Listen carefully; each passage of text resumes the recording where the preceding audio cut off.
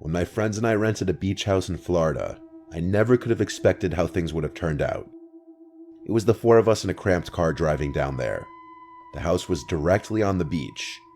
It was on this road that had the bay in front of the house across the street, and then in the backyard was literally the beach.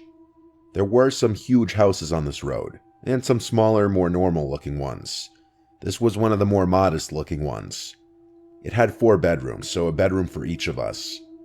The houses were spaced out on this road, creating a sense of privacy, and the whole time we were unloading the car out front, not a single car passed by on this road. The interior of the house was decent. It wasn't spectacular, but it was modest, clean, and the owners were really pushing a beach theme with the wall decor. I guess it would make sense considering the location. There was even a decorative surfboard in one corner of the living room behind the TV. The living room looked out to the back deck, which then looked out to the beach. The view was amazing. The deck wasn't elevated very high off the ground. It was just 2 steps down and onto the sand. We all claimed our bedrooms. I managed to get one of the rooms with a view of the beach. First thing we did after settling in was, of course, walking outside and laying on the beach. We all went in the water at one point and then played football. We were definitely on the beach for a few hours.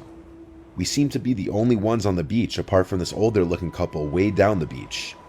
Afterwards, we went out to eat, and then started bar hopping in the town area. When we Ubered back, it was dark out. As I was running to grab the ball after missing a catch, I noticed something in the water. The moon reflecting on the ocean was the only reason I could see it. My friends looked over and said they saw it too. It was only a little weird because of the time. It was like past midnight, but hey, if a local wants to go for a midnight swim, that's their business. We then went to sit on the deck and drank beers for a while until we got tired, and one by one, everyone started going inside to go to sleep. My friend John and I were the last ones out there. I had been every once in a while glancing in the direction I saw that person before in the water, just out of curiosity, and so eventually when I shot a glance in that direction, I spotted someone standing on the beach. They appeared to be just standing there facing us. It was kind of creepy. Maybe a neighbor. I didn't want to be rude, but I wondered if it was the same person. We tried to ignore it, but John was facing that person, and after a while, he said they were still just standing there facing us. I stood up and looked over and saw he was right. I yelled out, "Is everything okay?" John asked, "Why'd you do that?"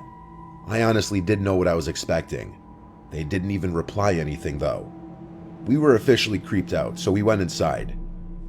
The other two, Travis and Liam, were already in their rooms, probably knocked out from drinking.